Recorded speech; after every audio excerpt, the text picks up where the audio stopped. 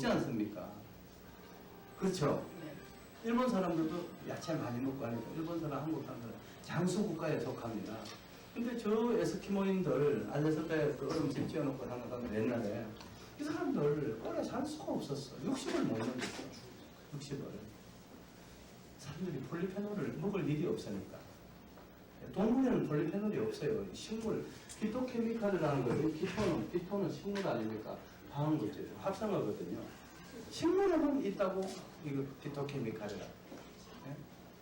그런데 우리 그 사람 그냥 역사적 인물들을 쭉 한번 살펴보면요. 조선시대 제4대 임금 세종대왕은 53살에 돌아가셨는데 그 양반은 우리 그 뭐 저 경상도 말로 고기벌태기였어. 고기벌태기. 고기가 없으면 밥을 못 먹었대요. 그래가지고 저 아버지가 태종이었지 않습니까? 살아있을 때, 태종 임금이 살아있을 때 아들한테 왕위를 넘겨줬어. 넘겨주고 나는 저 국방하고 군대만 내가 책임질 테니까 너는 내치해라. 세종대왕이 똑똑했잖아요. 그러니까 그걸 셋째 아들을 대통령을 시켜가지고 그렇게 했는데 딱 한 가지 지시를 한 거야. 비서실장 불러가지고 저는 지금 너무 몸이 비대하고 그러니까 절대로 고기 먹이지 마라. 고기 못 먹게 해라. 이렇게 이제 비밀리에 지시를 해놔서 되도록이면 고기 적게 두라고. 그러니까 고기를 먹어주고 죽겠는데 세종대왕이 밤에 그 애들 달라 해도 임금 채통에 고기 달라 해도 주지도 않고 하니까 그 임금이라는 신분도 잊어버리고 밤에 뭐 등불을 켜고 주방에 들어가서 이제 고기 찾아 먹으려고 뒤지다가 하인들한테 들켰다는 그런 역사의 기록이 조선왕조실록 그 뒷페이지에 맨 마지막 페이지에 딱 뒤에 이렇게 오워져 보니까 적혀 있더라고요. 그런 야사가 전해 오고 있어. 예? 그런데 조선시대 제21대 임금 영조 임금은 83살까지 살으셨어요. 예? 83살까지 살았는데 그때 당시에 83살이면 우리 나이로 지금 나이로 따지면 한 100살, 120살 산 거예요. 근데 그 양반은 고기라고는 입이 안 대고 항상 야채 그것만 잡수고 그리고 그냥 밤만 되면 낮에는 또 순실 안 했대요. 화성이고 어디 저리 그 뭐 양평이고 평택이고 저 파주로 이렇게 밤만 되면 수영은 2~3명을 때리고 민정 시찰을 한 거예요. 그러니까 걸어서 그 당시에 뭐 걸어서 다니거나 말을 타고 다니거나 그랬겠죠.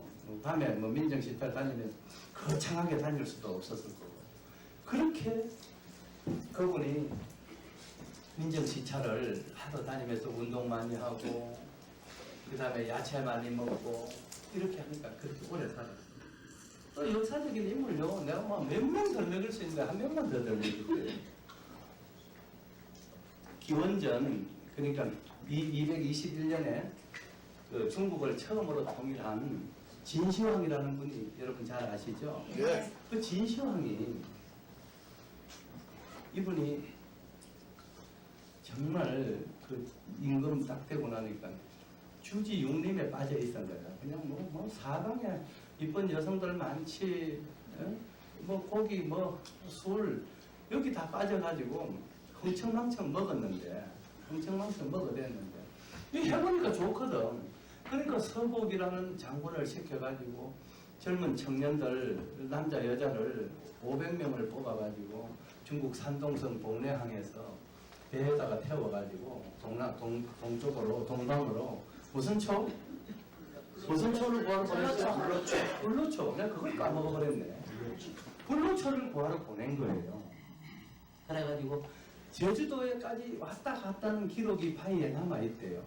그래서 서귀포라는 게 거기 이름이 지명이 서복 장군이 왔다 갔다는 흔적을 우리가 지금 그래서 거기 서귀포가 지금도 서귀포라고 남아 있습니다. 그런데 이 서복 장군이 불로초를 구하러 그 황금 보화를 그것도 배에다 싣고 떠났다는 기록은 있는데 돌아오지는 않았어. 만약에 서복 장군이 와가지고 저를 만났으면 해죽선을 내가 줘가지고 진시황이 지방 순시하는 도중에 덩창이 생겨가지고요. 그 덩창이 약화돼가 덩창이 염증 아닙니까? 그죠? 네. 종기잖아요. 그건 사실 병도 아니에요, 그거. 해독순 같은 거 이거 차 이거 몇 잔만 먹으면 그냥 종기가 사라져 버리는 건데 종기 금방 사라지는 거 느끼시죠? 네. 금방 피부가 깨끗해져 버리잖아요. 먹으면. 그런데 그걸 모르고 49살에 죽었어. 49살에. 그 당시에 그 시절에 옛날에 기원전 2세기경에도요 섭생에 주의하고 한 사람들 우리나라의 역사를 보더라도 15세기, 16세기, 17세기 이때 그 정량육 다산 선생이나 또 그 윤선도 고산 선생이나 이런 분들요 다 80 넘게 살았어요. 기양 같은 사람들. 고기를 안 먹고 기양 가서 야채 뜯어먹고 하는 사람들 오래 살았어. 그런데 여기 서울에 앉아가지고 한양에 앉아가 고기만 먹고 술만 처마시고 어떤 사람들 일찍 삐졌어요. 사실이라. 역사에 다 남아있어. 그러니까 여러분들이 섭취하는 게 얼마나 중요하다는 거. 고기 많이 잡숴도 돼요. 볼리페놀만 적당하게 하루에 600ml 이상만 먹어주면 돼. 해죽순 차 5잔 이렇게 맥주컵에 5잔 이상씩만 먹으면 딱 이만큼 나와버려요. 포도주에 들어있는 것보다 무려 200배나 들어있어. 해죽순. 그 원 그걸로 기준할 때. 그 정도로 어마어마한 양이 들어있는 거예요. 여러분 이거 해죽순 절대 무시하지 마세요. 그래서 이 해죽순 아니 폴리페놀을 얼마만큼 먹어야 된다는 걸 제가 여러분들한테 이제 말씀을 드리는 건데 이 모든 것은요 폴리페놀을 왜 먹냐 그러면 되나 면역력 때문에 그렇습니다. 면역력. 그러면 면역력은 여러분들은 근데 20대에서는 100이고 40대에서는 이게 50이고 60대에서는 이게 10이고 80대에서는 땡입니다. 땡입니다. 없어져 버려요.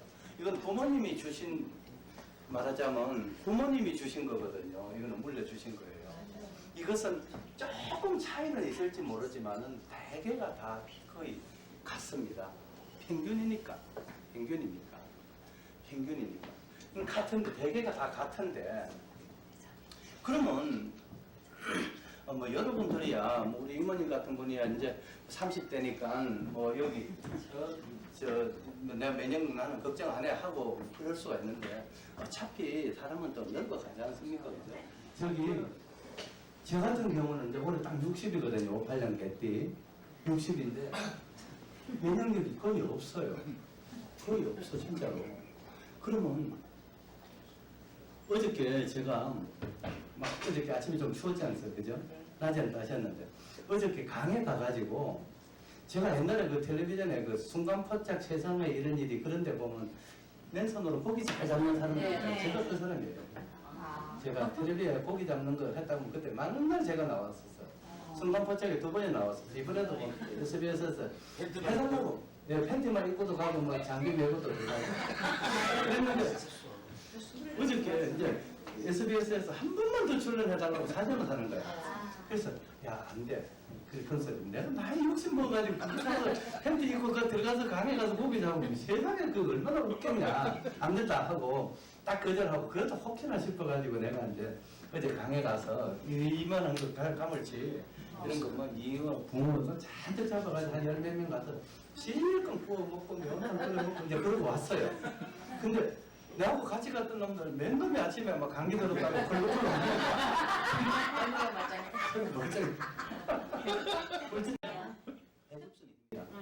해죽순 진짜로 이거 면역력이라는 것은요 외부에서 적이 침입하면 바로 그걸 방지하는 힘인데 이 면역력이 그러면 그 우리 우리 배 선생님 말 맞다나 절대로 부모님한테 받은 건 한 번 사라지면 다시 생기지 않는다는데 어떻게 그러면 그게 가능합니까? 그 면역력을 되살릴 수 있습니까?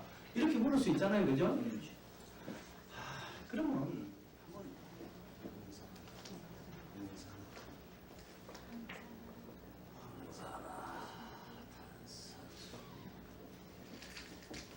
항산화 효소라 그럽니다. 항산화 효소.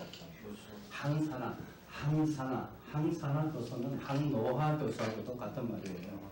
항산화 효소는 3대 요소가 있는데 3대 요소 1.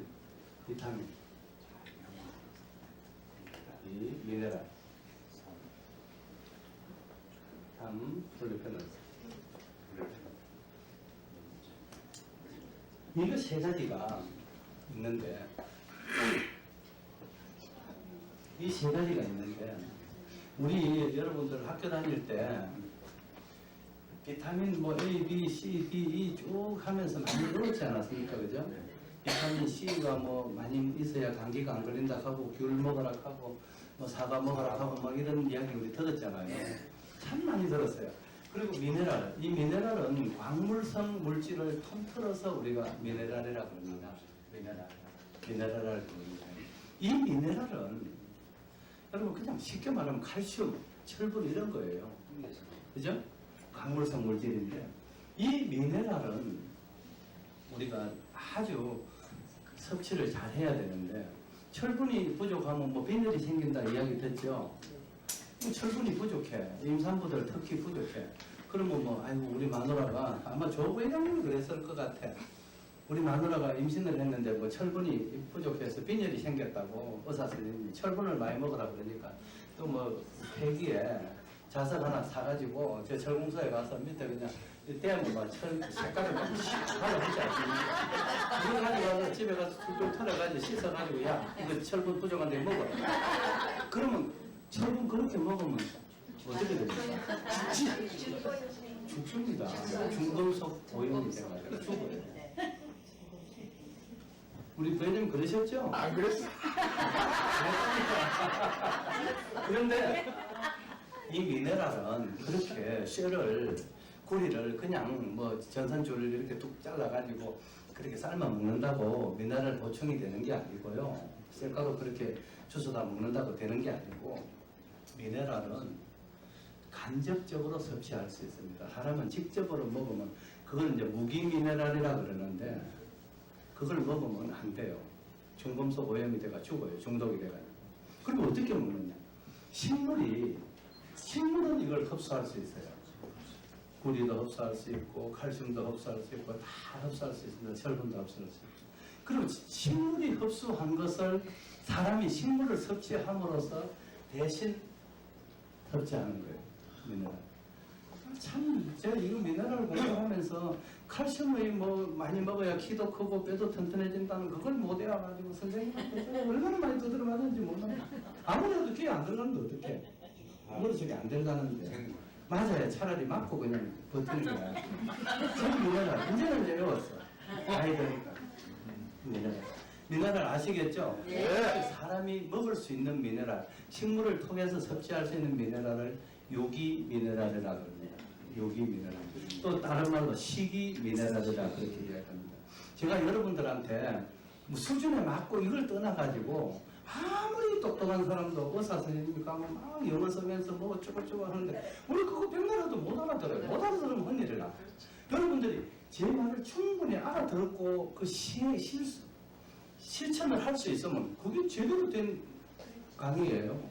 그래서 쉽게 풀어주려고 어쩌면 밤새면서 제가 그림 풀어보는 거예요. 네? 근데 이 미네랄, 식이 미네랄 아시겠죠? 네. 통해서 먹어야 된다는 거. 그러면 우리가 학교 다닐 때 비타민하고 미네랄은 참 많이 들었죠? 근데 폴리페놀은요 학교 다닐 때 가르쳐주질 않았어요. 몰랐어. 1992년도에 야 이제 알게 됐어. 그런데 지금도 의사들이 이 폴리페놀의 존재에 대해서 잘 몰라. 자기는 보지만 하는 거예요. 어찌 보면 얘들이 폴리페놀을 강조를 안 해야 병이 많이 걸리고 쟤네들 배가 채워지지 않기 때문에 그렇게 일부러 안 알려주는지도 모르겠어. 근데 그거는 뭐 내가 추측이고 괜히 하는 소리고 이 폴리페놀은 예전에는 몰랐습니다. 있기는 있었는데 몰랐는 거예요. 어떤 용도? 이것은 뭐 어떻게 비유를 할 수 있냐 그러면 우리가 큰 아파트를 짓는데 빌딩을 짓는데 거기에 가장 많이 소요되는 건축 자재가 콘크리트거든요. 그죠? 네. 콘크리트 거기에 들어가는 것은 딱 세 가지입니다. 물은 건축 자재를 안 쳐요. 공기도 건축 자재를 안 쳐요. 거기에 시멘트, 모래, 자갈, 시멘트, 모래, 자갈 그것만 건축 자재를 쳐요. 그러면 시멘트, 모래, 자갈을 1대 3대 6의 비율로 그렇게 딱 섞어가지고 이렇게 교반을 시킨다 그럽니다. 이 섞는 것을 그렇게 해가지고 이렇게 그 가사 짜는 거 그걸 갖다가 우리 거푸집이라 그러죠. 가사 짜가지고 거기다가 쳐 넣는 거예요. 그래가지고 한 3, 4일 지나면 굳죠. 그러고 나서 또 뜯어가지고 한층 더 올리고 그렇게 하는 거 있지 않습니까?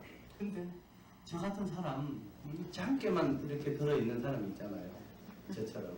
이런 사람은 야 그거 뭐 시멘트 비싼데 조금 안 넣으면 어떻나 하고 우리가 뭐 3층까지는 잘 제대로 하다가 4층 하고 5층은 돈 없고 하니까 시멘트 넣지 마라. 모래하고 자갈만 비벼가 그냥 넣어버렸어. 그래서 한 사흘 있다가 올려놓고 난 사흘 있다 좀 뜯으니까 어떻게 되겠습니까? 주저앉아버리겠죠? 네.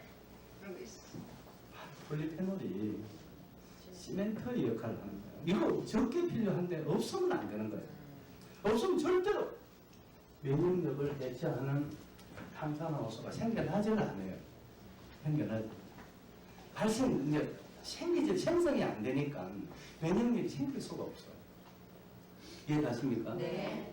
그러니까 여러분들이 지금까지 폴리페놀을 충분히 못 먹다가 폴리페놀 이 해죽소를 먹으니까 그 염증 같은 잇몸 염증 같은 것은 아마 한 3, 4일이면 났을걸요? 네. 그죠?